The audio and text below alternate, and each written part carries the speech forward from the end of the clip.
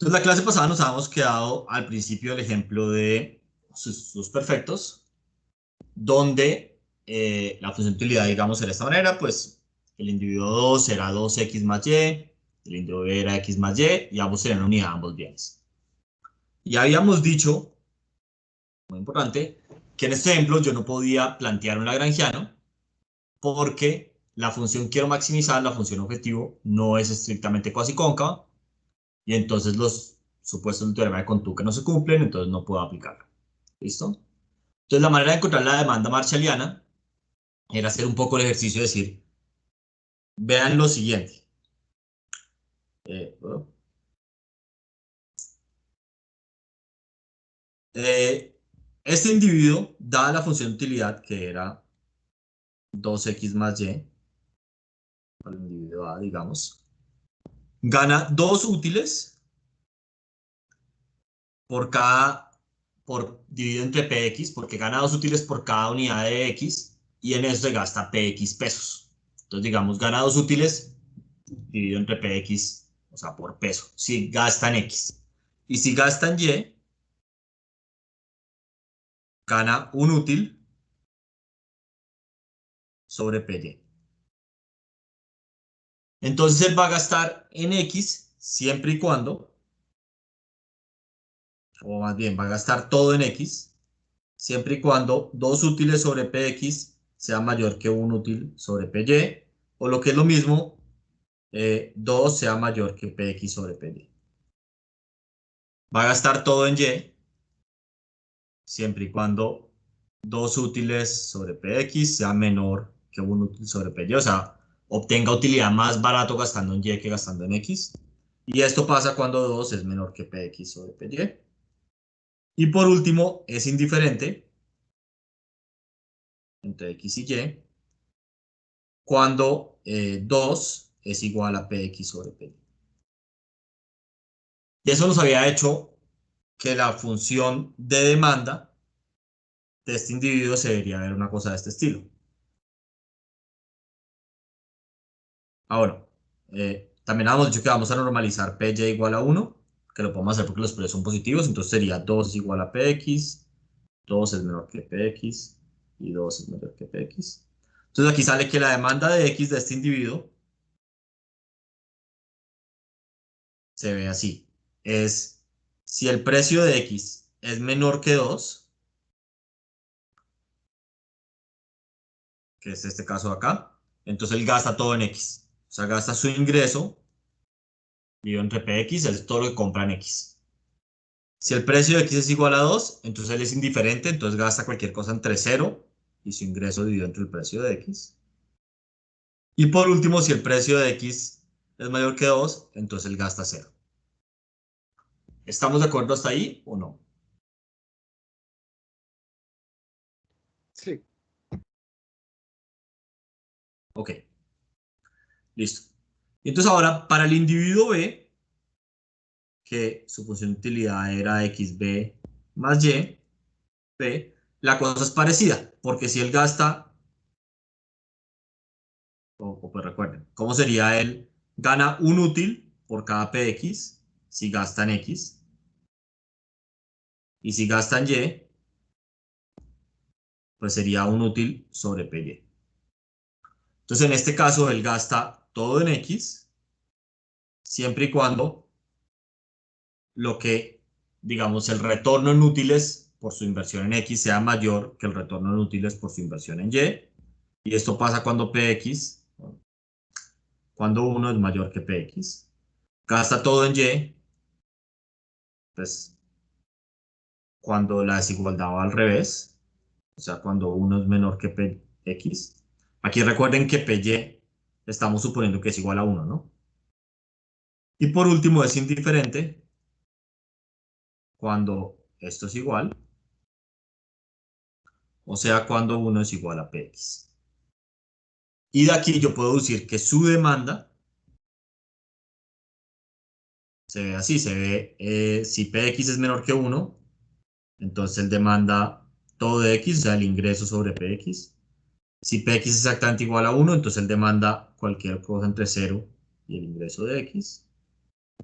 Y por último, si Px es mayor que 1, él demanda 0.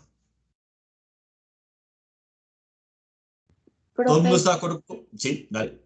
perdón, ¿por qué suponemos que el precio de Y es igual a 1? Podemos suponer que cualquiera de los dos precios iguales a 1, porque básicamente si esto es un precio de equilibrio, yo puedo dividir todo ese vector por PY y básicamente me queda PX sobre PY, 1. Entonces, es como interpretar, si yo forzo que el precio de Y sea igual a 1, es interpretar el precio de X como el precio relativo.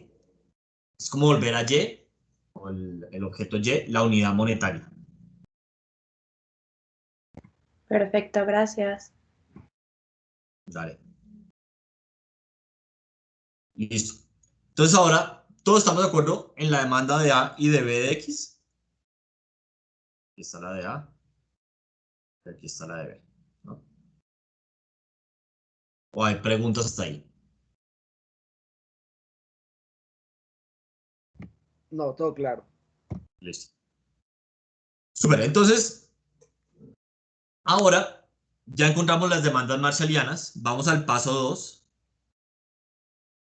que es cuándo se equilibran los mercados.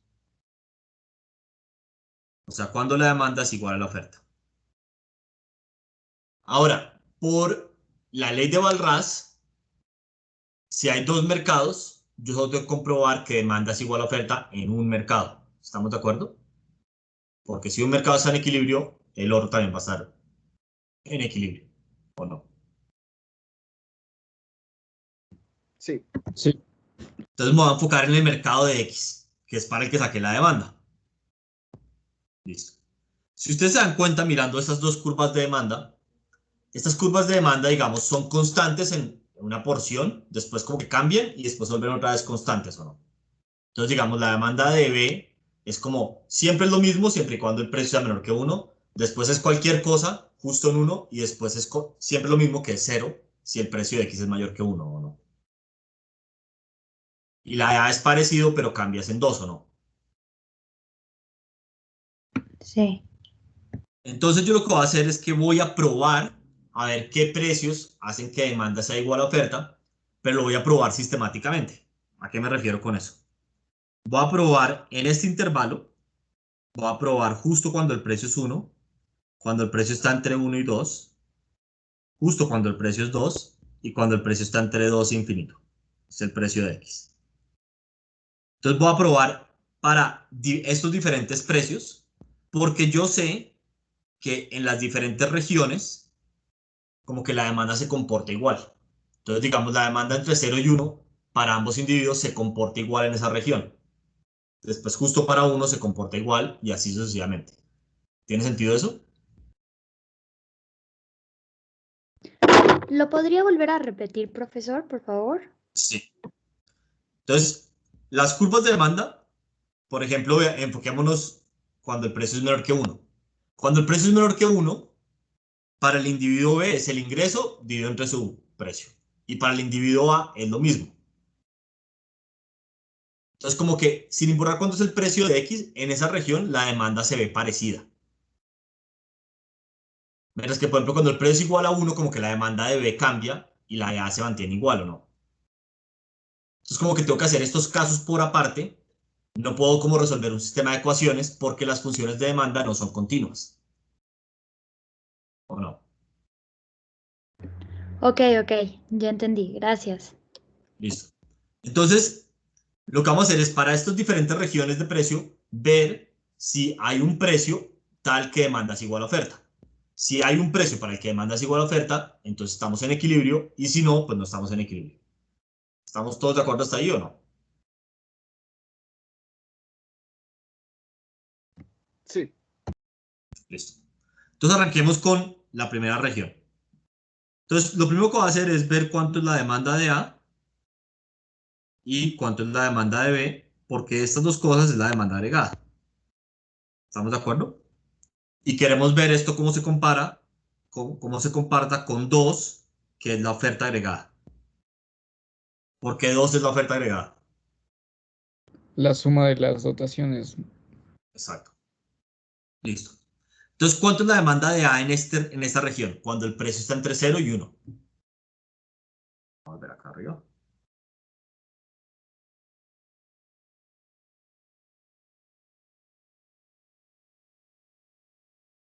¿Mm?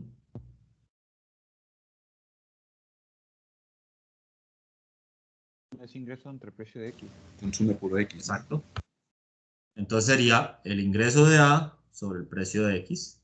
¿Y cuánto es la demanda de B en esa región? Lo mismo. Igual ingreso sobre precio.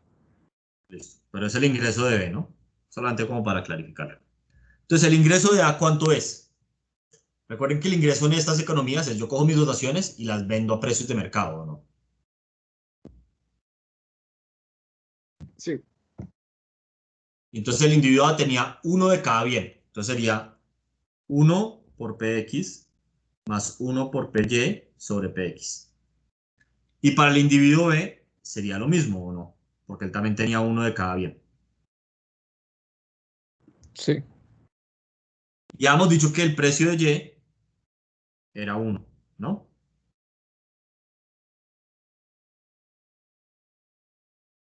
O sea que, a ver si estamos todos de acuerdo, esto daría 2PX más 2 sobre PX, que es lo mismo que 2 más 2 sobre PX.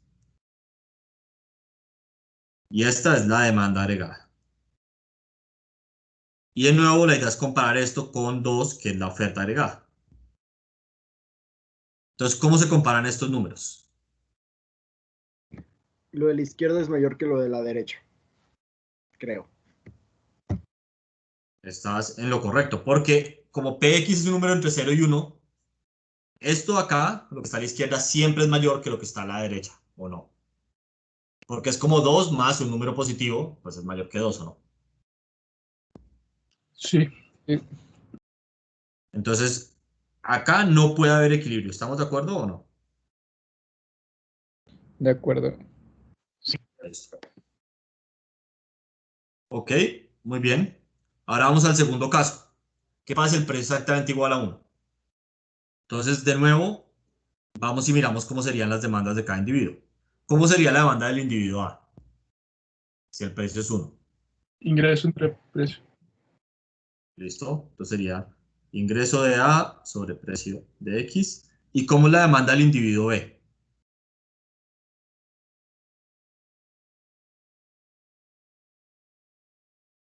Cualquier cosa entre 0 y el ingreso entre precio de X. Exacto. Entonces la voy a poner como demanda de B porque pues puede ser cualquier cosa, ¿listo? Y obviamente el objetivo es comparar esto con 2, que es la oferta agregada. Listo. Entonces el ingreso de A, pues igual que antes, es PX más PY sobre PX más la demanda de B. Ahora, en este caso, tanto PX como PY valen 1, ¿o no? Sí, O sea que esto daría 2 más la demanda de B. Y entonces, para que esto sea igual a la oferta agregada, ¿qué tiene que pasar? Que B no esté demandando nada. Claro. Entonces, esto tiene que ser igual a 0 para que demanda agregada sea igual a oferta agregada. ¿Estamos de acuerdo o no? sí, Sí. Y si ese es el caso, sí hay equilibrio.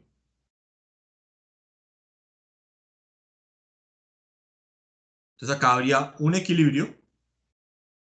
¿Dónde sería ese equilibrio? Pues sería cuando Px es igual a 1, Py también era igual a 1, ese lo habíamos normalizado hace rato, ¿no? Y XA sería igual a 2, o sea, el individuo demanda 2 unidades. XB sería 0 o no, por ende. ¿Estamos de acuerdo? sí. Y entonces, ¿cuánto sería YA y cuánto sería YB?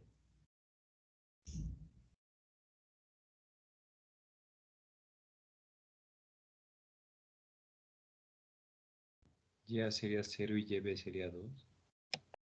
Exacto. Va, el individuo A pues ya no le queda dinero, entonces no puede mandar nada de Y. Y B pues le queda todo el dinero, entonces compra o usa todo su dinero para comprar Y. Son 2 unidades lo que puede comprar.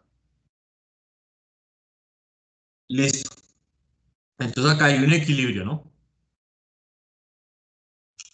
Ahora, ¿Qué pasa? Podría haber más equilibrios, entonces toca seguir buscando. ¿Qué pasa si el precio está entre 1 y 2? Entonces, ¿cuánto sería la demanda de A ahí? ¿Cuánto sería la demanda de B?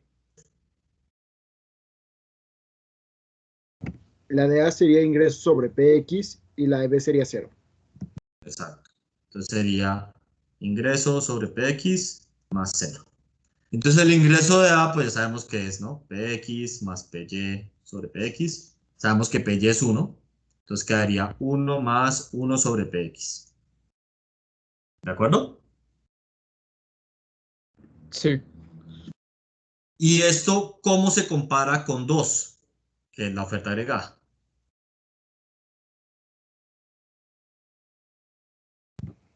Es igual a 2 siempre y cuando PX sea igual a 1. Pero PX está entre 1 y 2. Estrictamente incluido, ¿no? entonces no hay equilibrio. Entonces, siempre menor o no. Sí, Listo. Y entonces no hay equilibrio. Listo. Ahora, ¿qué pasa si el precio es exactamente igual a 2?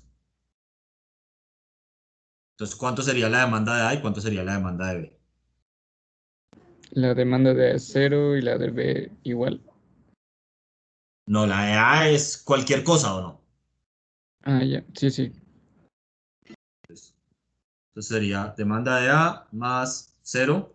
Listo. Entonces digamos que es lo más grande que puede ser, que es el ingreso de A sobre PX. Y el ingreso de A, pues ya sabemos que es 1 más 1 sobre PX. Y PX aquí vale 2. O sea, es 1 más 1 medio. O sea, es 3 medios. Y esto, pues, es menor que 2, ¿o no? Sí, Entonces no hay equilibrio. Y por último, ¿qué pasa si el precio está entre 2 e infinito? ¿Cómo son las demandas? Ambas son 0. Ahí sí ambas son 0, que obviamente es menor que 2. Entonces tampoco hay equilibrio. Entonces, en este ejemplo, hay un solo equilibrio de mercado y es cuando el precio es igual a 1 de ambos bienes y el individuo demanda 2 unidades de X, disculpen, el individuo A demanda 2 unidades de X y el individuo B demanda 0 unidades de X. ¿Estamos todos de acuerdo hasta ahí o no? sí. Sí. Listo. Entonces, si no hay más preguntas, puedo cambiar a las siguientes diapositivas, pero este es un gran momento para si tienen dudas de este ejemplo o de alguno de los que hicimos la clase pasada. Profe, ¿podría volver a decir por qué cuando el precio es igual a 2 no hay equilibrio? Me pregunto, por favor. Sí.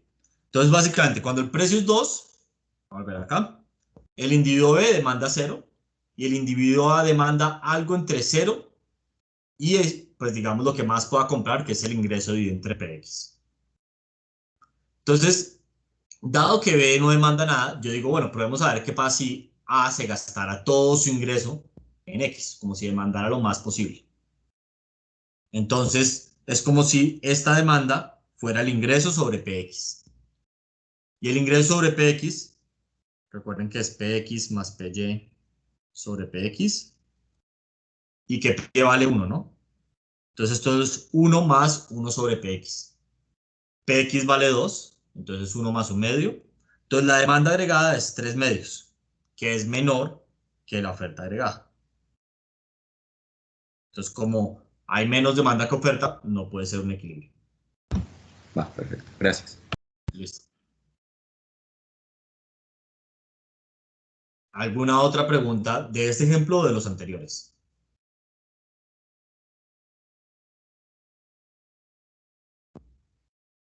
Prof, ¿podría decir por qué escogió que la demanda, o sea, cuando el precio es igual a 1, cómo nos deshicimos de la DB, por favor?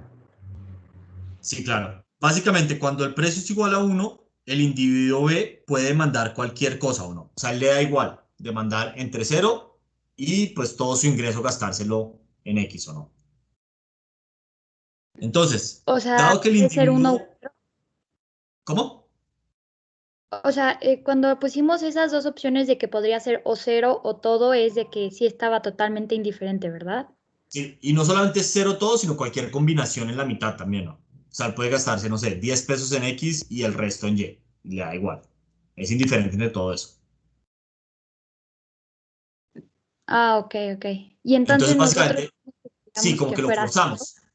Exacto. Ah, Como el ok. individuo haya demandado sus unidades, pues para que sea un equilibrio, vamos a decir, bueno, entonces tú B no consumas nada de A, de X.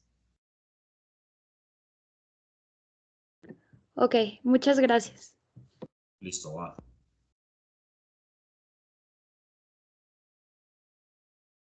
Ok, ¿alguna otra pregunta?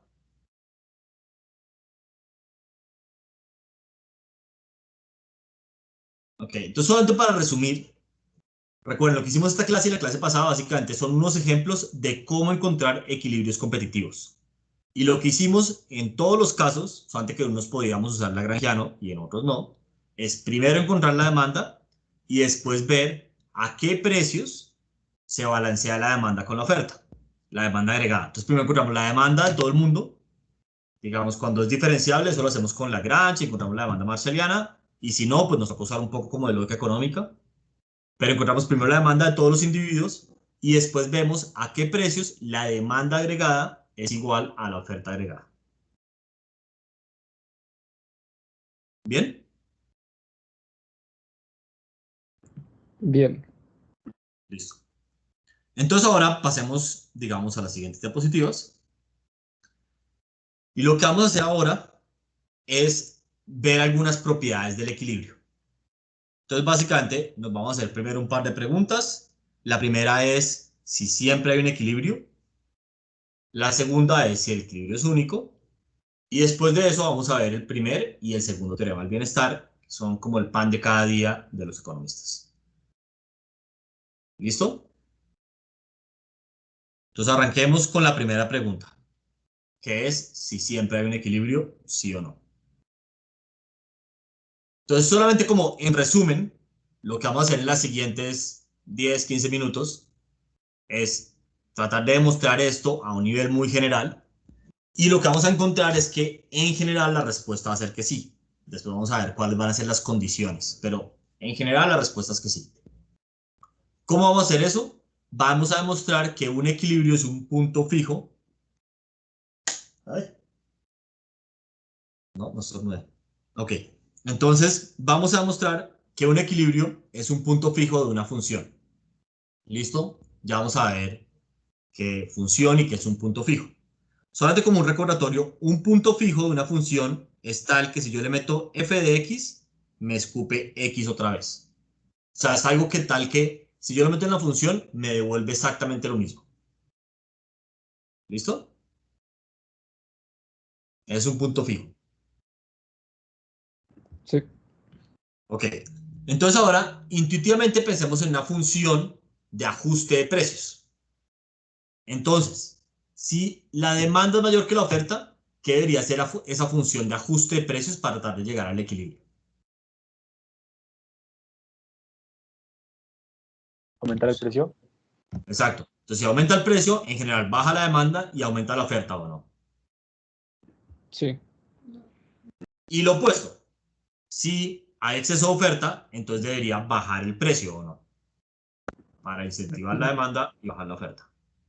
¿Estamos de acuerdo? Sí. Entonces podemos pensar en esta función, que ya ahorita vamos a escribirla formalmente cuál es, como la función de ajuste de precio. Entonces básicamente va a ser algo así como, yo le meto unos precios y él me va a volver unos precios, otros precios, pues F', no sé. Los precios nuevos para que la demanda se parezca más a la oferta, digamos, para tratar de llegar al equilibrio. Y a ver si estamos de acuerdo. Si yo llego a un punto en el que f de p me devuelve exactamente lo mismo, entonces es porque demanda es igual a oferta, ¿o no? O sea, ya no toca ajustar más los precios, ¿o no? ¿Puedes repetir eso, prof? Listo. Entonces voy a pensar en la función. Ahorita vamos a hacerlo un poco más formalmente, pero es que es mejor empezar por la intuición. Entonces, voy a hacer una función que la voy a llamar ajuste de precios. Entonces, yo a esa función le meto unos precios y esa función lo que va a mirar, pensémoslo como así intuitivamente, es si hay demanda o oferta. Hay más demanda, que oferta o más oferta que demanda. Y si hay más demanda que oferta, va a subir los precios. Y si hay más oferta que demanda, va a bajar los precios. ¿Sí o no? Sí, sí, sí. Listo. Entonces, si esa función tiene un punto tal que yo le meto los precios y me devuelve los mismos precios, intuitivamente es porque demanda ya es igual a oferta, ¿o no? Ujú. Y entonces, por ende, esos precios son precios de equilibrio.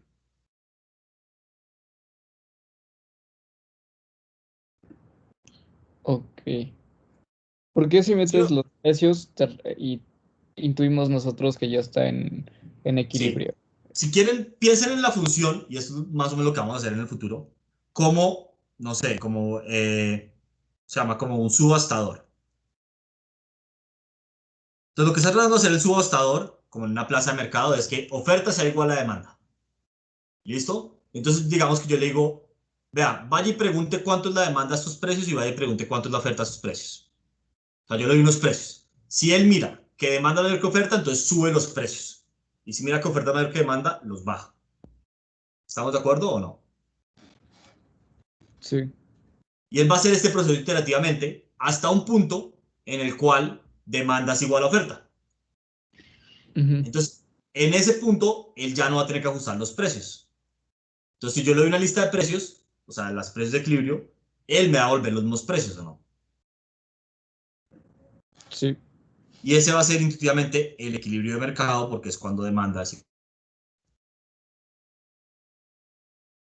Vale, vale. Listo. Entonces, ahora veamos esto un poco más formalmente. Igual no va a ser una demostración súper formal, pero intuitivamente. Entonces, para eso, primero vamos a introducir unos teoremas de punto fijo. Entonces, ustedes seguramente vieron el teorema de punto fijo en su clase de cálculo diferencial, pero si no se acuerdan, no importa. Lo que dice el teorema de punto fijo es lo siguiente. Traten de trazar una línea de A, o sea, como de esta línea vertical, a B, o sea, esta línea vertical, sin pasar por la línea de 45 grados. ¿Sería eso posible? Una función continua, o sea, que no puedan levantar el lápiz del papel. No. ¿Estamos de acuerdo que no? Entonces, digamos, si yo tratara de hacerlo así, y es como, no, no me quiero estrellar, me toca. Y me toca pasarla o no. O yo podría empezar por acá abajo, ya no trato de estrellarme, ya no puedo, y me toca pasar o no. Entonces, sin importar qué trato de hacer yo, si trato de pasar de A a B, me toca pasar por la línea de 45 grados o no. Sí.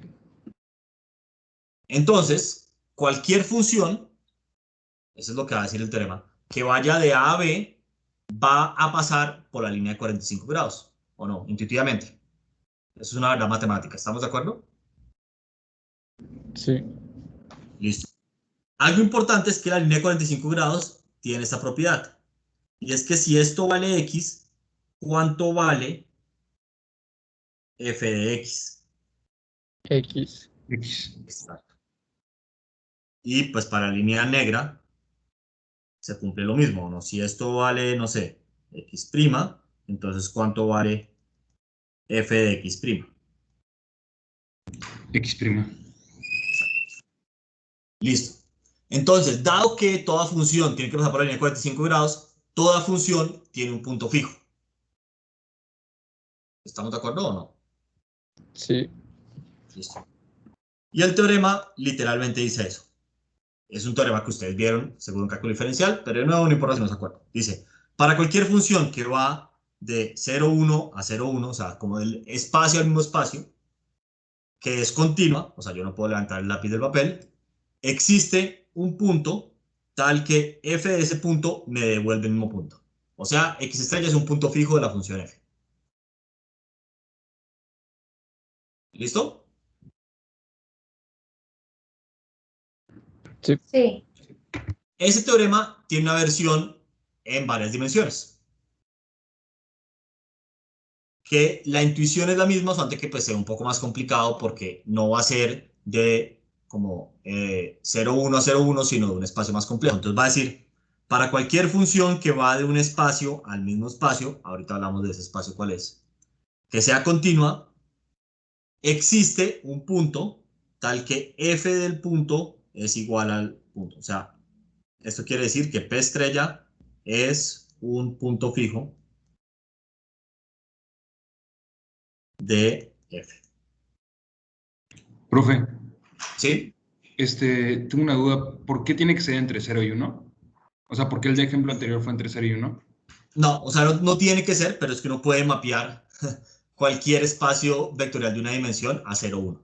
Entonces, básicamente lo que dice es un espacio, si quieres lo puedes llamar a un mismo espacio A, tiene un punto fijo. O sea, pero igual pueden ser los reales, por ejemplo. Sí, siempre y cuando ese espacio sea, bueno, los reales en particular no. El espacio tiene que ser compacto y cerrado. O sea, digamos, tiene que estar acotado, básicamente. Ok. Perfecto. Sí, Gracias. listo. Ok. Entonces, en muchas dimensiones, pues el espacio tiene que cumplir algo parecido, pero básicamente pensemos que va de un espacio al mismo espacio. Noten que son vectores. Entonces yo acá le estoy metiendo P, es un vector que está en RL, y lo que es QP también es un vector que está en RL. O sea, es una función que yo le doy un vector y me devuelve un vector. ¿Estamos de acuerdo? Sí. Listo. Y el espacio, yo lo voy a llamar, y esto simplemente hace para que sea fácil, va a ser los P's, o sea, un vector, tal que la suma de las componentes del vector es igual a 1. Esto lo va a hacer por simplicidad, como por ayuda matemática. No tiene que ser exactamente así el teorema, pero este ayuda a demostrarlo. Este además se parece bastante a normalizar los precios en la economía. A ver si estamos de acuerdo. Si P estrella es un precio de equilibrio,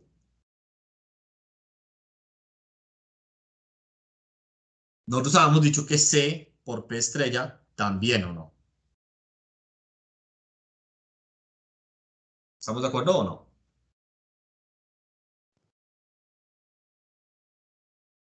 Sí.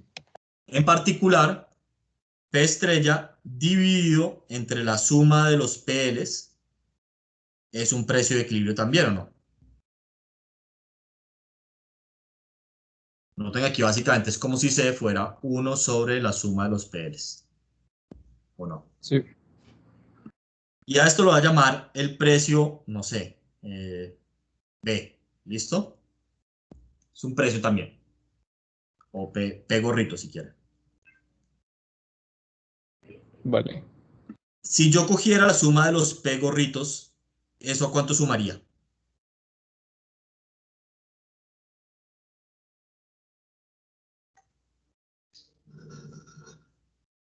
¿Ah? ¿Eso cuánto sumaría?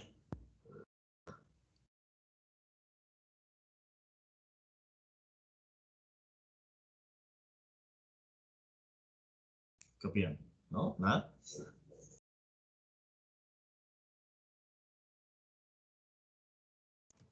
P ¿A cuánto? al precio. No.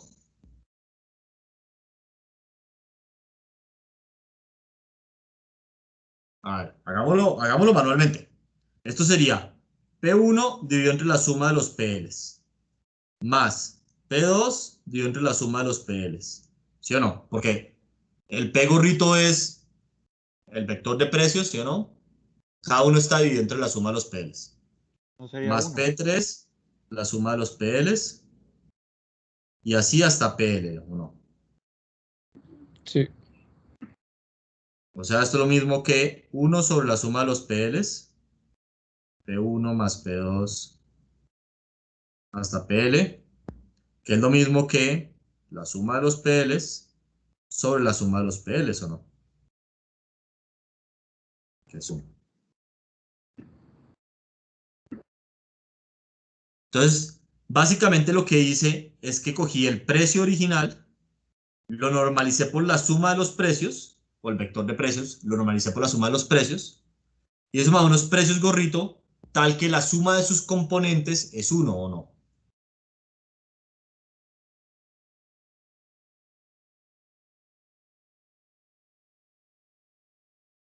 ¿Estamos de acuerdo o no? Sí. Sí. Listo. Entonces, no dice nada muy raro, simplemente voy a decir, ok, voy a usar precios, tales que los precios ya están normalizados de una manera que la suma de los precios es 1. Como lo que importa son los precios relativos, no importa cómo los normalizo, ¿o no?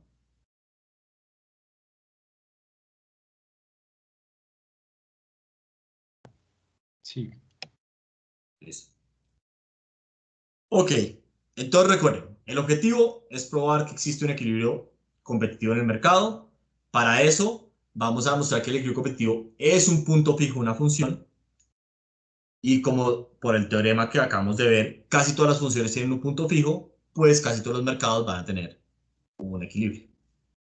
La función que acabamos de usar intuitivamente es una que ajusta precios. O sea, a mayor demanda, o sea, si hay exceso de demanda, demanda menor que oferta, entonces vamos a subir los precios y si oferta mayor que demanda, vamos a bajar los precios. Entonces, para eso vamos a introducir el concepto del subastador balrasiano o el tentador balrasiano, que es la persona que yo les decía antes. Es como si yo le dijera, esos son los precios de mercado. Esa persona me pregunta cuánto es la demanda agregada, cuánto es la oferta agregada y decide si sube o baja los precios. Por eso se llama el subastador balrasiano. ¿Listo? Y esa función o esa persona pues va a ser la función que vamos a usar.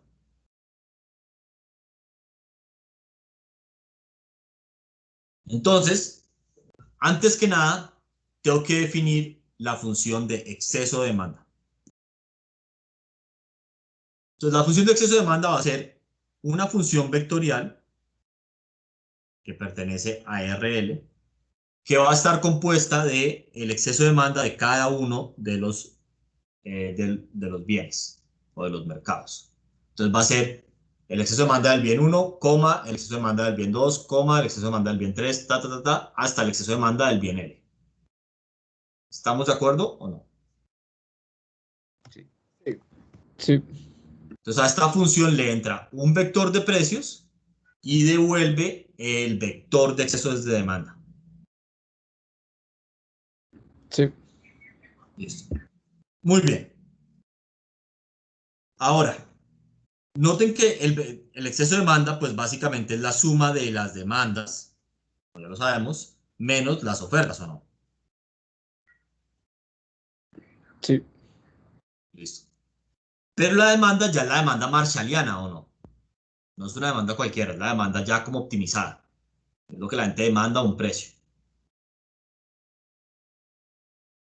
Sí. Entonces, voy a anotar, esto debería ser relativamente fácil de ver, que un precio es un equilibrio competitivo si y solo si la función de exceso de demanda es igual a 0. Y ojo, acá igual a 0, lo que quiere decir esto, estos son vectores, que es igual a 0,0, así, con L entradas. O sea, cada exceso de demanda es igual a 0. ¿Por Ese qué fue, es esto verdad? ¿Cómo? perdón. No, que si eso fue lo que vimos como en la primera clase, ¿no? Que la suma de los excesos de demanda tenían que dar 0. ¿O me equivoco? No, este es parecido, porque aquí lo que tú estás diciendo sería como algo así. A ver si estamos de acuerdo.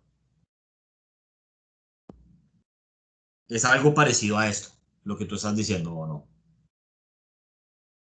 Sí. Sí. No, yo estoy en algo ligeramente diferente, algo parecido a eso, ya vamos a ver en un segundo. Y es que cada una de las, o sea, un precio es de equilibrio si cada uno de los excesos de demanda es igual a 0. La Ok, suma podría ok. ser 0 sin que todos fueran 0, porque podría haber unos negativos y unos positivos, ¿o no? Sí. Va, gracias. Entonces, a ver si estamos de acuerdo. Si algo es un equilibrio competitivo, es porque los consumidores están maximizando, o sea, tenemos la demanda marshalliana, y la demanda agregada es igual a la oferta agregada, ¿o no? Sí. Y si demanda agregada es igual a la oferta agregada, pues el exceso de demanda es 0, ¿o no? Sí. Entonces eso demuestra en ese sentido pues esta anotación, ¿o no? Y ahora, si el exceso de demanda es cero en cada uno de los mercados, o sea, los mercados se vacían, pues por definición es un equilibrio competitivo, ¿o no? Sí. Es casi como simplemente escribir la definición de equilibrio competitivo de otra manera, ¿o no?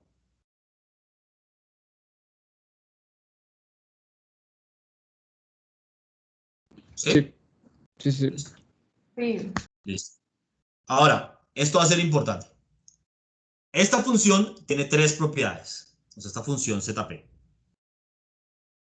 La primera es que es continua en P.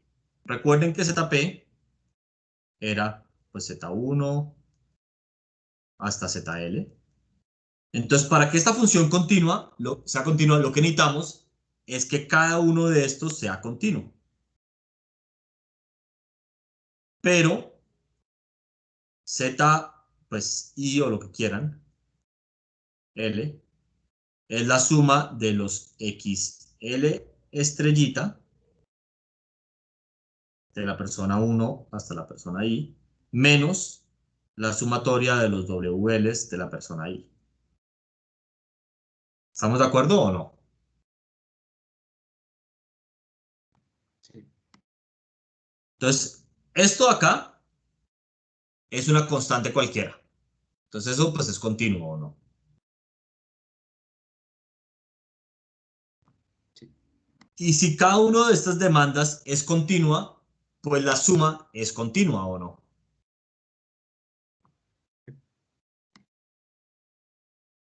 Entonces básicamente esto es continuo siempre y cuando XY estrellita sea continuo. Para todos los individuos. ¿Estamos de acuerdo o no? Sí. Listo. Lo segundo es que es homogénea de grado cero. ¿Qué quiere decir eso? Que Z de lambda P es igual a Z de P, ¿o no? Eso intuitivamente porque tiene que ser verdad.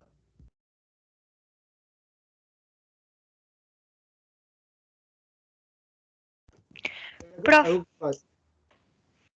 Perdón. No, adelante. Gracias. Prof, ve que también dijo que si P era un precio de equilibrio, entonces lambda P también sería el precio de equilibrio. Sí, ¿de acuerdo? Entonces, ¿por qué en el ejemplo que hicimos ahorita de que entre los diferentes rangos, uno sí era nuestro precio de equilibrio, pero dos ya no era nuestro precio de equilibrio, sí podría ser como una interpretación de lambda, ¿no? Perfecta pregunta. Porque ya habíamos fijado PY igual a 1. Entonces, no es lo mismo, a ver si estamos de acuerdo. Una cosa es el vector 1, 1, que también podría ser de equilibrio el vector 2, 2, por ejemplo, donde este es Px y este es Py, ¿no? Pero es muy diferente, digamos, 2,1. Este comparado con este, yo lo multipliqué por lambda igual a 2, ¿o no? Sí. Pero aquí multipliqué solo uno de los precios. Yo tengo que multiplicar todo el vector de precios. Ok. Entonces, como Perfecto. ya fijé el precio de y igual a 1, ya no puedo jugar tanto con el precio de x, ¿o no? Ok, muchas gracias. Entonces sería nada más que todo el vector de precios se multiplicara Todo el por vector de precios. ese lambda. Exacto. Porque lo que importa es, lo que dices tú en el fondo es que lo que importa es el precio relativo. O sea, acá, digamos, en estos dos ejemplos de la izquierda, el precio relativo es como que vale lo mismo x y y, mientras que en el ejemplo de la derecha vale el doble x de lo que vale y, ¿o no? Ok, sí, muchas gracias. Dale. Voy a borrar esto para que no quede después cuando lo imprima, porque si no queda como confuso. Ok, ahora, Luis, ¿tú tenías una pregunta? Ahora, ¿por qué funcionaba el lambda? Y era como una cuestión de las divisas, ¿no? O sea, da lo mismo que algo cueste 60 Exacto. dólares en Estados Unidos que 1.200 aquí, porque el lambda sería 20, por ejemplo. Exacto. Como que lo que importa de nuevo son los precios relativos. Entonces, intuitivamente, si yo cambio o sea, multiplico todo por un lambda, que sea una tasa de cambio o algo por el estilo, la demanda no debería cambiar, ¿o no? Porque los precios relativos no cambian. Y por eso es que es homogénea de grado cero, intuitivamente. ¿Estamos de acuerdo o no? Sí. De nuevo, si lo quiere empezar más matemáticamente, pues cada uno de estos componentes es la suma de las demandas marshallianas menos los Ws. Lo único que depende de P acá son las demandas marshallianas, ¿o no? ¿Estamos de acuerdo? Y las demandas marshallianas son homogéneas de grado cero, ¿o no?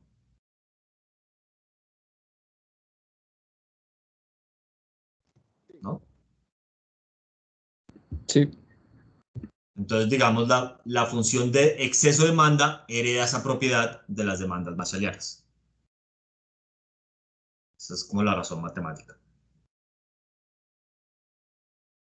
Listo. Y la última, y esta es la más importante probablemente, porque esta la van a utilizar, la pueden llegar a utilizar bastante, es que P por ZP es igual a 0. Y esto es para todo P, así P no sea de equilibrio.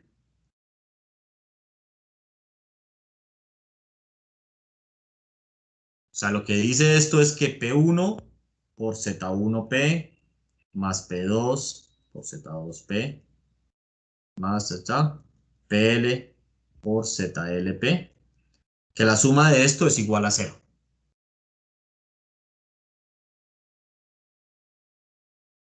Así el precio no sea de equilibrio.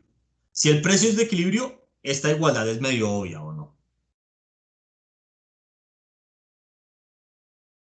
Sí. Sí. Porque todos los zetas valen 0, ¿o no?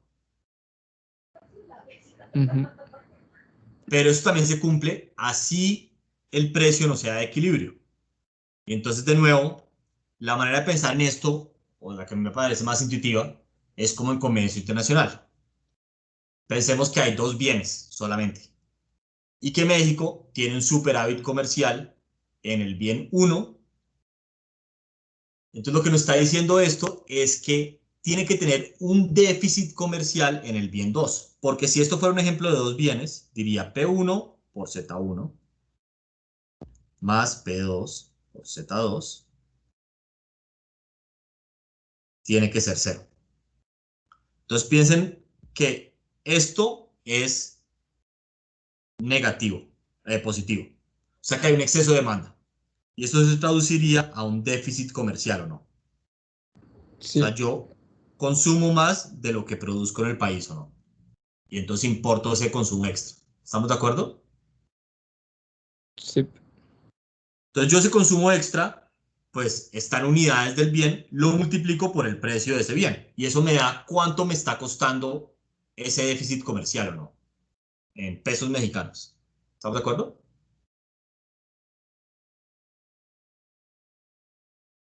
¿O no?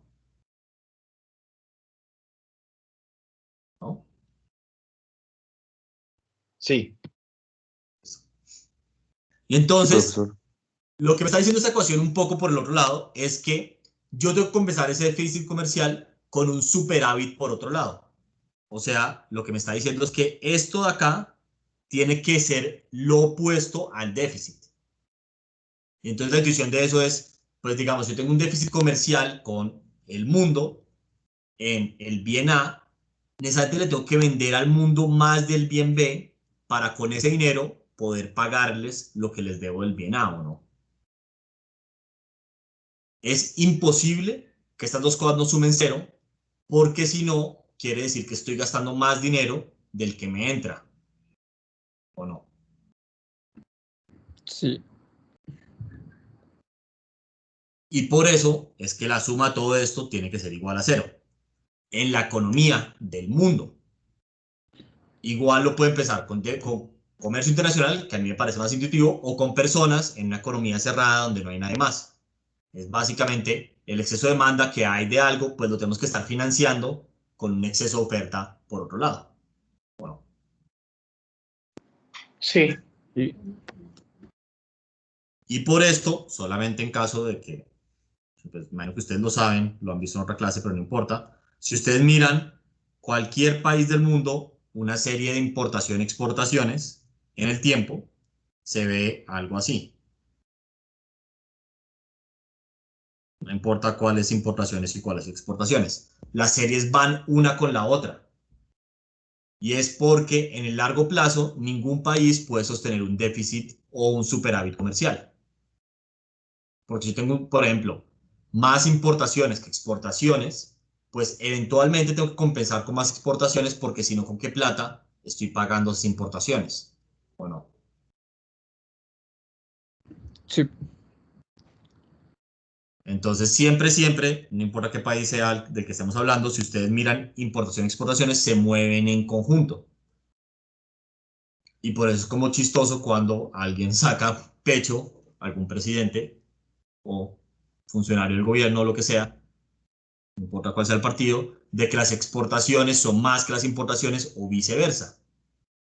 Porque literalmente es imposible sostener en largo plazo que una sea más larga que la otra.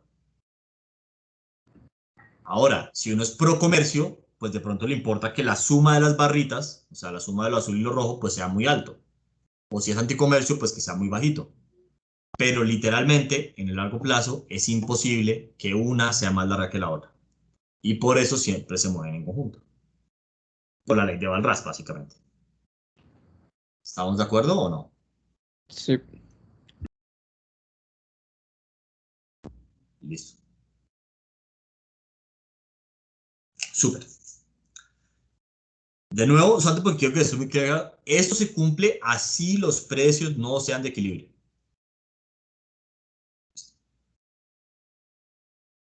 Ok. Entonces, siguiente paso. Lo que dijimos es que queremos actualizar los precios. Recuerden que el objetivo es encontrar cuando hay equilibrios competitivos o que siempre hay un equilibrio competitivo. Queremos actualizar los precios de una manera lógica. Entonces, básicamente queremos que sea exceso de demanda, suba el precio y que sea exceso de oferta, baje el precio o no. Entonces, yo les voy a proponer una función de ajuste de precios, que va a ser la siguiente. Va a ser, voy a coger el precio y le voy a sumar el exceso de demanda. Entonces, si se dan cuenta, ¿qué es lo que hace esto? Si el exceso de demanda es positivo, sube el precio. Y si el exceso de demanda es negativo, baja el precio o no. Recuerden que esto realmente es vectorial, ¿no? Entonces, como P1 más Z1 por P, coma P2 más Z2 por P. Y así, ¿no? Porque cada una de estas cosas era un vector, ¿o no? Sí. Listo. Entonces, esta va a ser intuitivamente nuestra función de actualización de precios. Pero ahora le tengo que hacer un par de trucos matemáticos para que se ajuste digamos, a la definición de, o para poder aplicar el teorema del punto fijo que vimos antes. Entonces, la primera cosa tiene que ver con que a nosotros no nos gustan los precios negativos, ¿o no? Los precios deberían ser positivos, ¿o no? Sí. Y si el exceso de demanda es muy negativo, o sea, hay un exceso de oferta muy grande, puede que P más ZP sea negativo, ¿o no? ¿Estamos de acuerdo o no? Sí. Entonces, lo que voy a hacer es que en vez de usar esta función, digamos, es un buen primer intento, pero no es lo que yo quiero, voy a usar la siguiente función. Voy a usar P1 más el máximo entre Z1 y 0. P2 más el máximo entre Z2 y 0. Y así. PL más el máximo entre ZL y 0. Entonces, esto va a ser un truco para solamente subir el precio si hay exceso de demanda y si no, dejarlo quietico. Y así nos garantizamos que esto no puede dar 0. Ujú. Pero una cosa importante es que recuerden que lo que importa son los precios relativos. Entonces, ya por la ley de Walras, si hay un exceso de demanda en un mercado, es porque hay un exceso de oferta en el otro, ¿o no? O si hay un exceso de oferta en un mercado, tiene que haber un exceso de demanda en el otro. ¿Estamos de acuerdo? Sí. Entonces, así hay un exceso de oferta y por ende Z sea negativo, y eso quiere decir que yo no cambie el precio de ese bien en particular, el precio de otro bien va a subir o no, porque tiene exceso de demanda. Entonces el precio relativo del bien que tiene exceso de oferta va a caer. ¿Estamos de acuerdo o no? Sí. Listo. Entonces, este truco es para que no haya precios negativos. Y ahora, el siguiente truco es que recuerden que yo el teorema se lo puedo aplicar a precios tales que la suma de las entradas del vector es 1. Entonces, para garantizar eso, voy a llegar y voy a decir, no, la función realmente va a ser P1 más el máximo, entre Z1 y 0. Chan, y así P2 más el máximo, entre Z2 y 0. Cha, cha, cha, cha. Hasta PL más el máximo, entre ZL y 0. Y todo esto lo voy a dividir entre la suma de PL más el máximo, entre ZL y 0. Y así, como en el ejemplo que hemos visto antes del P gorrito, garantizo que la suma de las entradas sea 1 o no.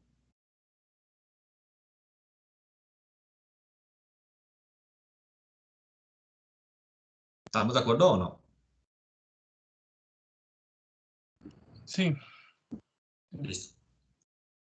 A esta función yo le voy a llamar la función T. ¿Por qué? Porque viene como de tanteador valrasiano. Entonces va a ser como la función con la cual voy tanteando los precios. Entonces, si los precios son muy altos, los subo. Si son muy bajitos, pues los dejo quietos, pero el precio relativo cae. Básicamente es la lógica. A ver si estamos de acuerdo. Esta función va a ser continua. ¿Por qué? Porque si z era continua, y esto es como una transformación de z, pues t también va a ser continua. Y como es continua y lo que le entra va a ser precios tales que la suma de las entradas vale 1 y lo que devuelve son precios tales que la suma de las entradas es 1, le puedo aplicar el teorema del punto fijo, ¿o no? Sí. Y el teorema del punto fijo lo que me decía es que entonces existe un P estrella tal que TP estrella es igual a P estrella, ¿o no? Sí. Sí. Y ahora lo que yo voy a asegurar es que este P estrella es un precio de equilibrio. Entonces, intuitivamente, ¿qué está pasando? T de P estrella era P1 estrella más el máximo entre Z1, ¿no? Y así para cada una de las entradas.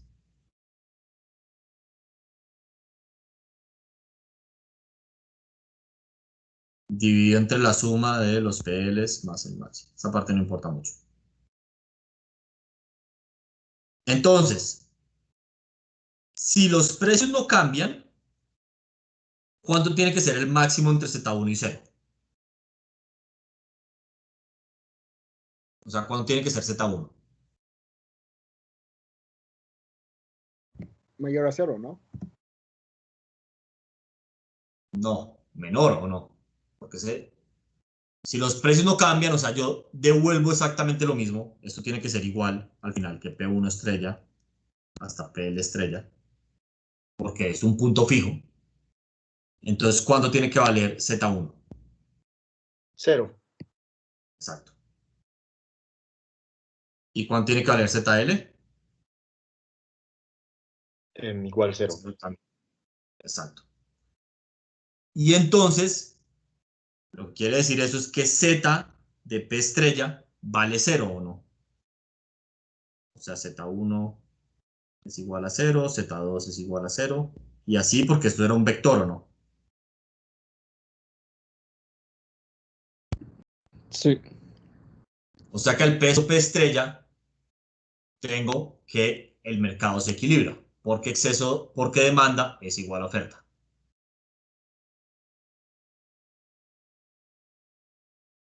Sí. Listo. Y ya con eso, básicamente demostramos que el mercado tiene un equilibrio. Lo único que utilizamos es que la demanda fuera continua. Si la demanda es continua, podemos garantizar que el mercado tiene un equilibrio.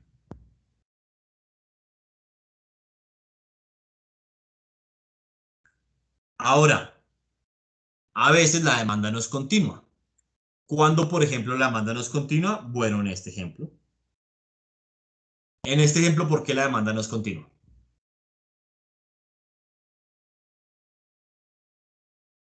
Porque no se puede derivar. No. Pensemos cómo es la demanda de B.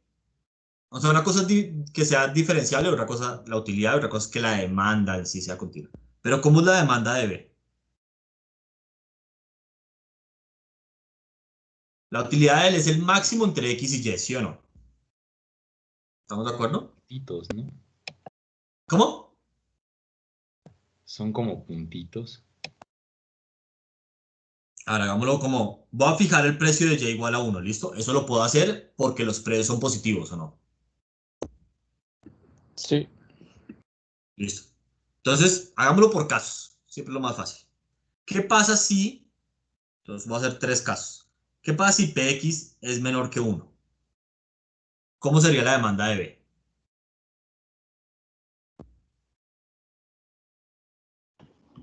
¿Menor que 1? Ah, O no. sea, ¿el qué consumiría? No. ¿Cómo consumiría? Consumiría nada más Y, ¿no? Casi. Nada más X, porque X es más barato, ¿o no? Ah, sí, sí, sí, perdón. Estaba viendo la función incorrecta. Entonces, todo de X. Porque, a ver, esos piénsenlo, es como... Ustedes podrían, no sé, ¿qué podría ser X y Y como en algo realista? Eh, mm, bueno, es como, sí, podría ser como clases de diferentes carreras. Entonces, a ustedes cuando van al mercado laboral, nadie les va a importar si ustedes no acabaron una carrera. A la gente lo que importa es su título universitario. Entonces pueden pensar, o cuántos semestres acabaron de la carrera que más semestres hicieron. Pueden pensar en esto como horas de clase de una carrera diferente. Entonces ustedes pues, no quieren gastar tiempo en una carrera que no van a terminar. Entonces, o gastan todo en X o gastan todo en Y. ¿Qué gastan? Pues va a depender de que sea más barato. Si es más barato X, pues consumo todo de X. Y si es más barato Y, consumo todo de Y, ¿o no? ¿Estamos de acuerdo o no? Entonces, a ver, si Px es mayor que 1, entonces por ende va a consumir todo de Y. Y si Px es igual a 1, o consumo o todo de X o todo de Y. Pero no voy a mezclar en la mitad, ¿o no? Ujú. O sea que aquí la demanda se vería como el ingreso sobre Px. Aquí la demanda sería 0. Y aquí la demanda sería pues como una función que es o 0 o pues el ingreso sobre Px. ¿Estamos de acuerdo o no? Sí. Y esta función de demanda no es continua, ¿o no? Si yo fuera a pitar esto,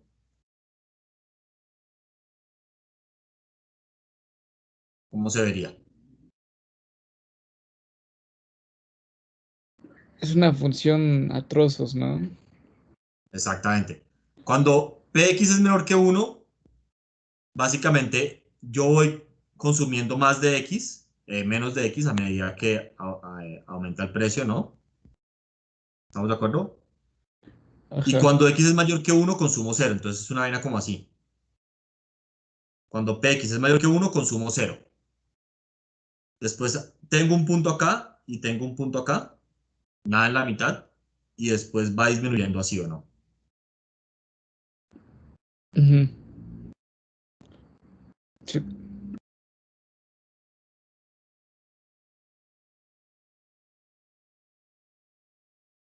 ¿Listo? Y entonces obviamente esto hace que sea no continua o no. Sí. Feo. ¿Sí estamos todos de acuerdo o no? Sí. Listo. Ahora, se los voy a dejar en tarea. Bueno, si quieren lo hacemos rápido. Veamos por qué no hay equilibrio. Ya lo hicimos casi todos los pasos. ¿Qué pasa si el precio, hagámoslo por casos, qué pasa si el precio fuera menor que 1? Entonces ya dijimos que la demanda de X es el ingreso sobre PX. ¿El ingreso de X cuánto es? 1 por PX. Por 1 más PY por 1, porque también tiene una unidad de Y, ¿no? Sí, se me fue. Sobre PX, y entonces habíamos dicho que PY era 1, entonces esto sería 1 más 1 sobre PX, ¿o no? ¿Estamos de acuerdo o no? Sí. Y habíamos dicho que PX es menor que 1, entonces, ¿esto es mayor que 2 o es menor que 2? Menor que 2, ¿no? Menor. No, mayor, ¿no? Porque estoy dividiendo entre un número relativamente pequeño. Entonces, 1 dividido entre ese número es mayor que 1, ¿o no? Sí, sí. O sea, este número es mayor que 1, ¿o no? Sí. Sí. Y esto es la oferta agregada, ¿o no? Ajá. Entonces, ya solo el individuo B quiere consumir más que toda la oferta agregada. Entonces no puede haber un equilibrio, ¿o no?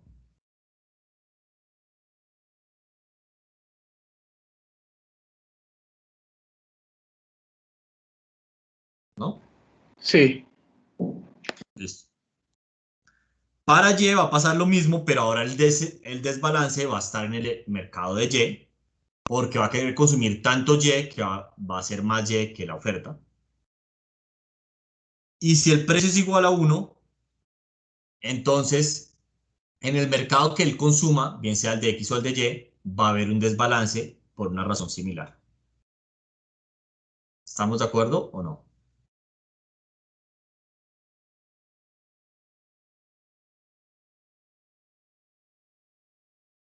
Sí. Listo. Ok. Entonces, ya vimos que en general si hay equilibrio siempre y cuando las curvas de demanda son positivas.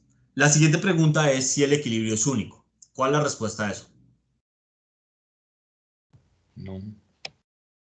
¿Por qué?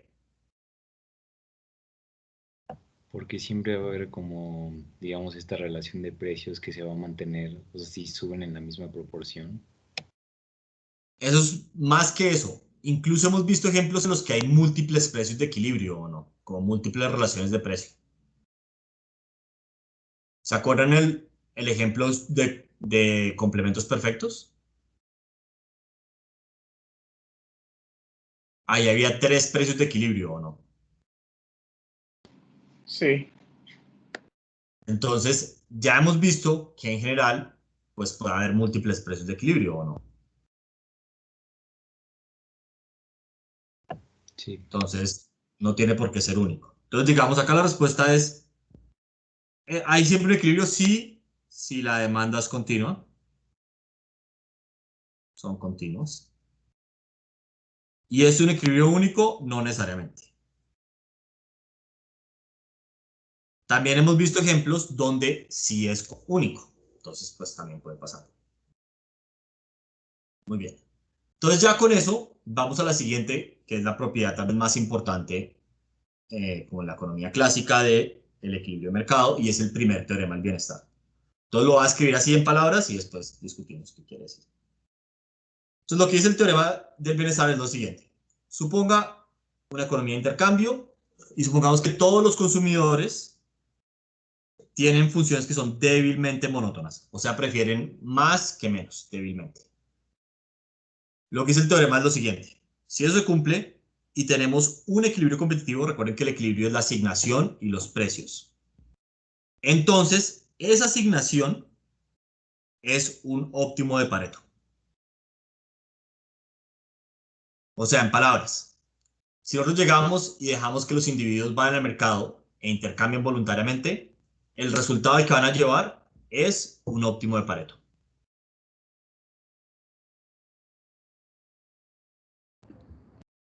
Suena bien. Suena bien y por eso se llama el primer teorema del bienestar. Ahora, unas anotaciones. Voy a volver al ejemplo, un ejemplo de la clase pasada. Si se acuerdan, por ejemplo, cuando habíamos visto la Cobb-Douglas, el dibujo era algo así, ¿sí o no? Entonces el equilibrio era este punto de acá, negro en la mitad. Este de acá, ¿sí o no? Este era el equilibrio. ¿Estamos de acuerdo o no? ¿Sí recuerdan o no? Sí, bro. Sí. Listo. ¿Y la curva de contrato es la línea azul o no?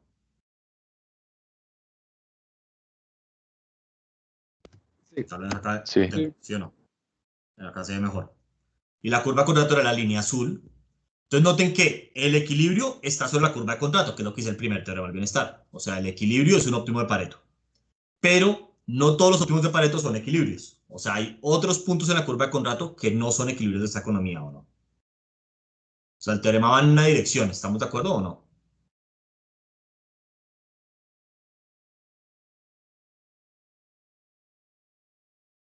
¿Sí? Profesor, entonces todos los óptimos de Pareto son equilibrios, pero no todos los equilibrios son No. óptimos de Pareto. O al revés. Al revés. Al revés. Todos los equilibrios, acá en este caso solamente era este, son óptimos de Pareto. O sea, está sobre la curva de contrato. Pero no todos los puntos de la curva de contrato, o sea, no todos los óptimos de Pareto son equilibrios. ¿De acuerdo o no? Sí, profesor, gracias. Listo. Ahora, esto está muy bien. Voy a dibujar lo que estábamos acá. Pero lo que dice este teorema es que el equilibrio va a ser un punto de la curva de contrato. Pero un punto de la curva de contrato, por ejemplo, podría ser este o no. Entonces puede que la economía de mercado, por ejemplo, lleve a un punto como ese o no. No sabemos. Solamente dice que lleva a un óptimo de Pareto, pero no dice a cuál. Y la mayoría de las personas pensarían que ese punto no es éticamente deseable o justo. ¿Estamos de acuerdo o no?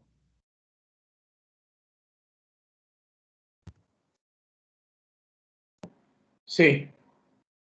Entonces, normalmente el primer teorema del bienestar, la gente lo interpreta, o en algunos círculos intelectuales, digamos, se interpreta como hay que dejar que el mercado haga porque el mercado lleva un óptimo de Pareto.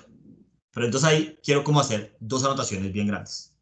La primera es que este teorema, aunque parecería que el único supuesto es que las funciones de utilidad sean débilmente monótonas, recuerden que yo les dije que toda la matemática que estamos haciendo acá tiene una lista de supuestos bien grande, ¿o no?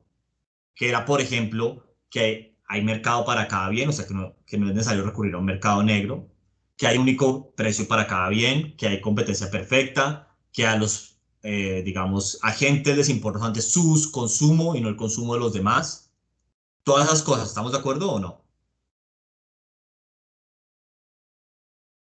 Sí. Entonces, aunque los supuestos en el enunciado matemático se vean muy sencillos, en realidad hay muchos en el fondo. ¿Dónde están escondidos esos mercados? Esos supuestos, pues básicamente cuando uno dice, hablemos de una economía de intercambio. O sea, porque economía de intercambio implica todos los supuestos que yo hablé antes. Entonces, lo primero es que hay muy pocos mercados en la vida real que cumplen con todos los supuestos que hablamos la semana pasada. Entonces, a menos de que ustedes estén en un mercado que cumpla con todo eso, no tiene sentido justificar la existencia del mercado bajo este teorema. Y esos son muy poquitos casos. ¿Sí? ¿O no? Y la segunda, que es bien importante, es que, de nuevo, este teorema les garantiza que llegan a un equilibrio, a un óptimo de Pareto. O sea, que el equilibrio es un óptimo de Pareto, pero no les dice cuál. Y puede que ese óptimo de Pareto no sea deseable desde un punto de vista bioético. Y quiero hacer mucho énfasis en esto, porque yo he visto a exalumnos y profesores del ITAM en columnas de opinión y, digamos, en programas de televisión, diciendo y defendiendo el mercado muchas veces bajo el primer teorema del bienestar. Pero entonces quiero hacer mucho hincapié en que tengan mucho cuidado si ustedes van a hacer eso en el futuro, porque solamente es posible hacer eso, digamos, primero, si los supuestos escondidos se cumplen, que de nuevo casi nunca es verdad. Y segundo, si ustedes están seguros que el óptimo de Pareto que alcanzan es justo o éticamente deseable. Porque si no, puede que ustedes estén defendiendo implícitamente un equilibrio como el punto rojo. ¿Estamos de acuerdo o no? Sí. Entonces, por ejemplo, les voy a hacer un ejemplo actual en el mundo.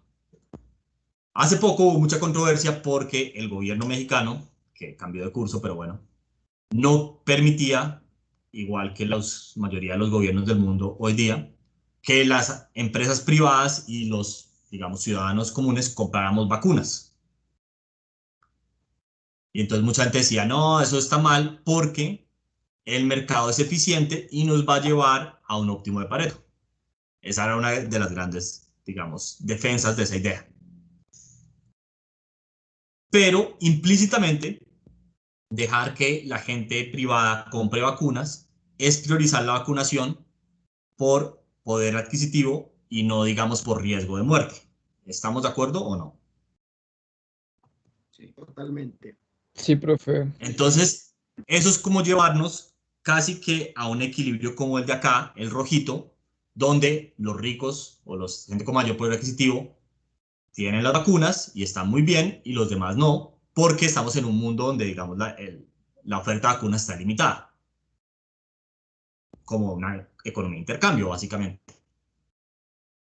Y puede que a nosotros nos pase que eso no es ético. Tal vez lo ético sería en un punto acá o un punto arriba donde se priorice a las personas de pronto por edad o al personal médico o algo por el estilo. ¿Estamos de acuerdo o no? Sí. Entonces, ojo, no todo en la vida es eficiencia de Pareto, hay más consideraciones. Y de nuevo, por favor, porque si no mi corazón va a llorar, no defiendan en el futuro la economía de mercado solamente escondiéndose bajo el primer teorema del bienestar, de nuevo por dos razones. Una, la mayoría de los supuestos no se cumplen en la vida real. Y dos, cuando se cumplen, los garantiza que llegan a un óptimo de Pareto, pero no les dice nada sobre cuál es ese óptimo de Pareto y puede que ese óptimo de Pareto no sea éticamente deseable. Mandó un artículo sobre eso, ¿no? Sí. Va, lo checaré.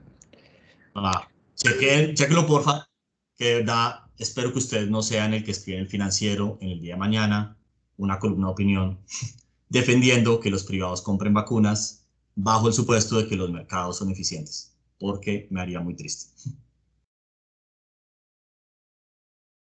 Prof, Claro que no, profe. perdón, una duda rápida. Sí.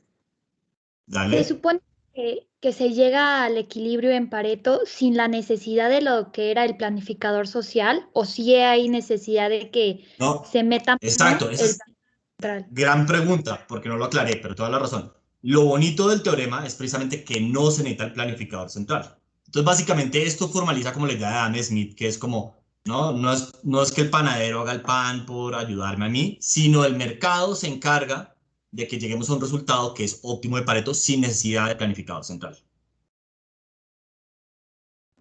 Ah, ok, gracias. Entonces, eso es lo bonito precisamente del teorema, que es como no te preocupes, no necesitamos el planificador central comunista, el mercado nos va a llevar al óptimo de Pareto. Pero de nuevo, no sabemos a cuál óptimo de Pareto. Y el óptimo de Pareto es lo mínimo éticamente que pedimos de una asignación de recursos en la sociedad, pero sin duda alguna no es lo máximo, ¿no? Entonces, no hay manera de medir si se está en un equilibrio estando en un óptimo de Pareto en la vida real. No.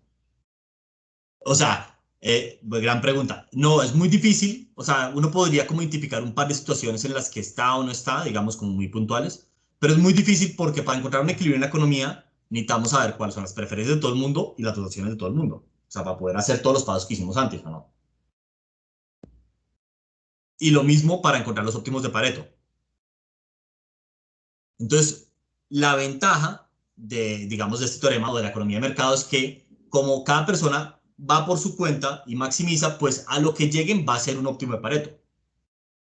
Eso no lo garantiza el teorema, sin necesidad de que, digamos, nosotros o nadie conozca las preferencias de todo el mundo. Eso es para resolver el problema matemáticamente, digamos, pero no se necesita. Pero no sabemos a qué equilibrio, o sea, sabemos que llegan a un equilibrio, pero no sabemos y sabemos que ese equilibrio es óptimo de Pareto, pero no sabemos cuál óptimo de Pareto y cuáles otros óptimos de Pareto hay. Digamos, cuál es el menú contra el cual compararlo. ¿Sí? Sí, ok, gracias. Listo. Entonces, ya en los últimos 5 minutos vamos a demostrar este teorema. No es muy difícil de demostrar, lo juro. Es relativamente rápido y no tiene mucha complicación. Entonces, el teorema se demuestra por contradicción. Entonces, casi todas las cosas en economía se demuestran por contradicción, entonces seguro ya han visto eso. Pero uno lo que hace es que, digamos, dice, voy a suponer que lo que dice el teorema es falso. Y vamos a desarrollar la idea y eventualmente vamos a llegar como una contradicción lógica. Entonces, por ende, lo que decía el teorema tiene que ser verdad. Entonces, en este caso, sería algo así como decir, vamos a tener un equilibrio competitivo que no es óptimo de Pareto. Y vamos a desarrollar la idea y a llegar a una contradicción. Entonces, el equilibrio sí tenía que ser un óptimo de Pareto. ¿Listo? Entonces, como acabo de decir, supongamos que tenemos un equilibrio, que recuerden que es un precio y pues una asignación, ¿no? Que es un equilibrio competitivo. Y supongamos que no es óptimo de Pareto. Entonces, si no es óptimo de Pareto, ¿qué implica eso?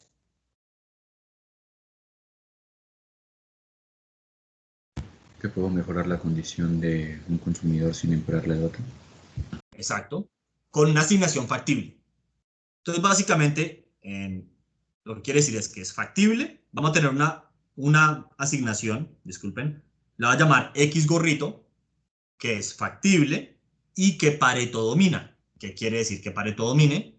Que podemos mejorar a alguien sin empeorar a los demás. ¿Estamos de acuerdo o no? Sí. Entonces voy a escribir la matemática de estas dos condiciones. O sea, estas son las palabras, ahora la matemática. Entonces, que sea factible, lo que quiere decir es que pues no estoy consumiendo más de lo que existe en la economía. O sea que la suma de lo que consumo, de los X, de lo que estoy repartiendo, es igual a la suma de los Ws, que es la dotación inicial, ¿no? O sea, básicamente, eso que estoy repartiendo bajo la asignación X gorrito, pues es lo que hay en la economía. No me estoy creando producto de la nada, digamos. Y que sea factible, disculpen, que sea un óptimo de Pareto, que Pareto domine, quiere decir que para todo el mundo la utilidad de gorrito es mayor o igual que la utilidad de X, y para una persona al menos esa desigualdad es estricta. ¿Estamos de acuerdo o no?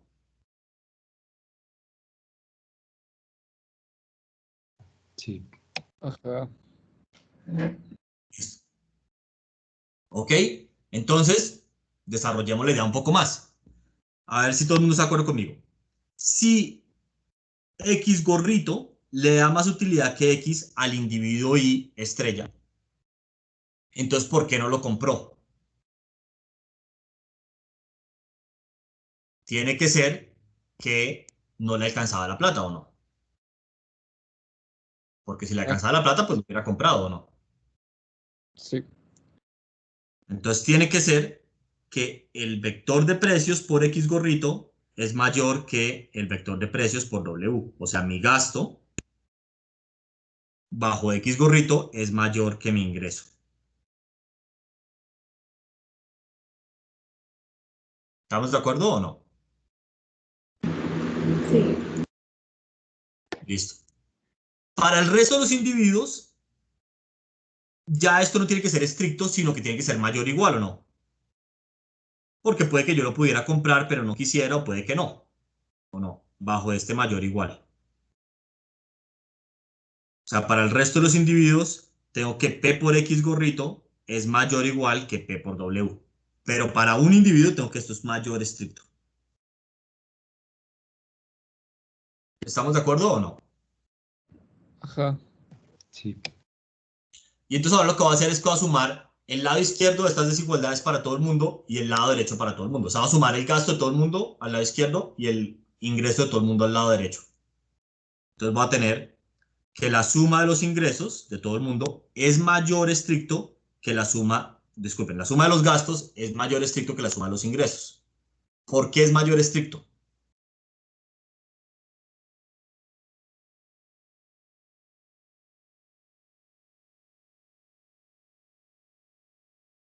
¿Porque no lo alcanza? Porque a un individuo no le alcanza, ¿no? Entonces, como para uno de los individuos es estricto, cuando lo sumo todo, pues la suma de la izquierda es estrictamente mayor que la suma de la derecha. ¿Estamos de acuerdo o no? O sea, si yo tengo A es mayor que B y C es mayor o igual que D, pues A más C es mayor estricto que B más D, ¿o no? Sí. Ok, puedo sacar el P como factor común y entonces tengo esto acá, ¿o no? Y recuerden que X gorrito era factible y la suma de los X y gorrito era igual a la suma de los W y gorrito, de los W y, ¿o no? Entonces, dado esto, ¿es esto posible?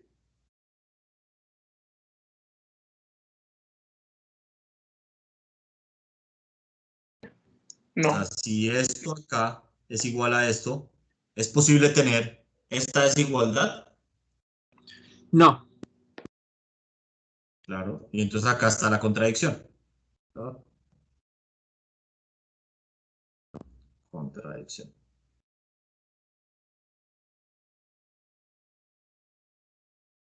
Y entonces, por ende, la premisa con la que arrancamos, que el equilibrio en el óptimo de Pareto no puede ser verdad y todo equilibrio tiene que ser un óptimo de Pareto.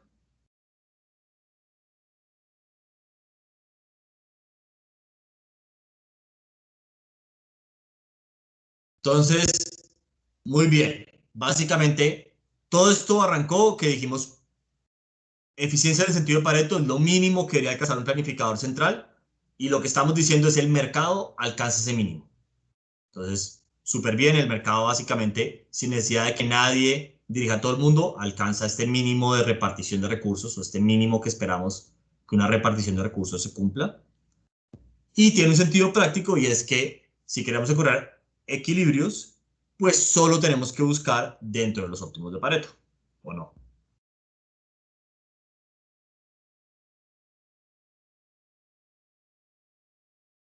¿Estamos de acuerdo o no?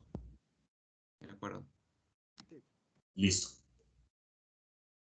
Perfecto. Entonces, si hay preguntas, obviamente los que quieran se pueden quedar y me preguntar. Y si no, dejemos hasta acá la clase de hoy.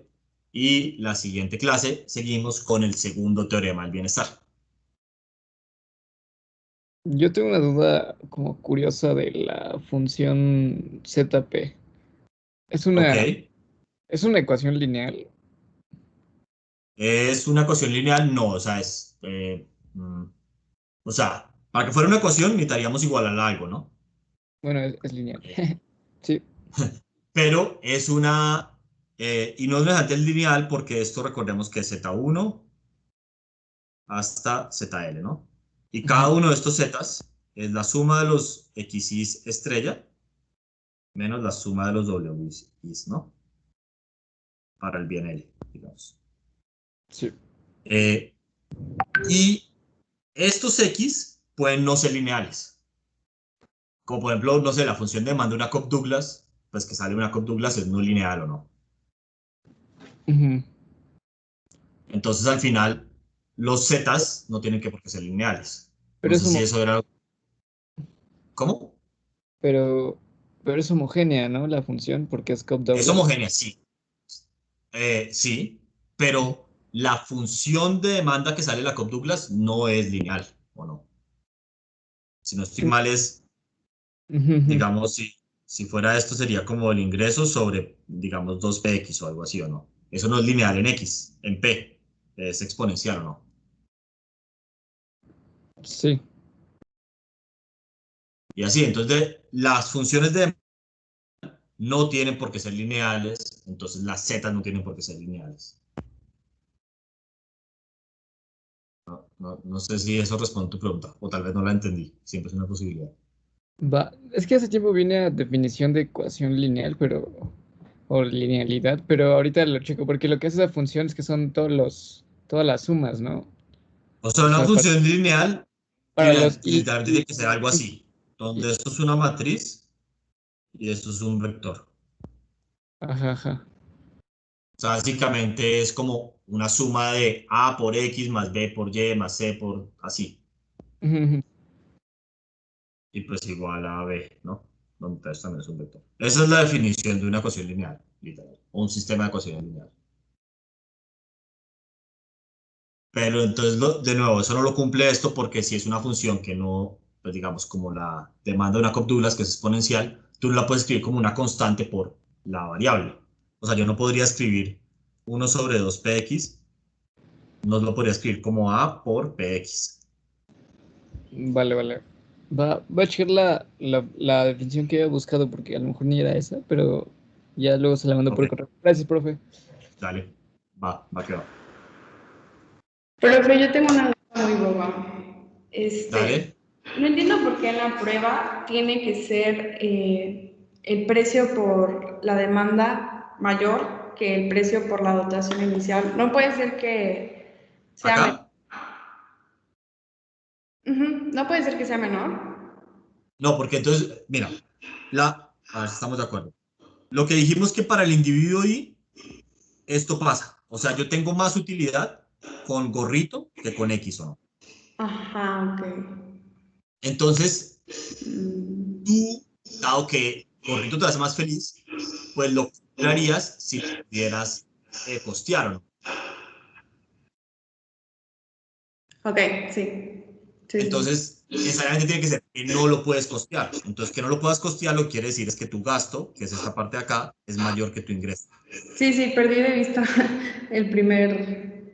lo que estábamos buscando, las primeras posiciones. Ah, ok. Ya, sí. Gracias. Dale. Gracias, profe. Hasta luego. Chao, nos vemos.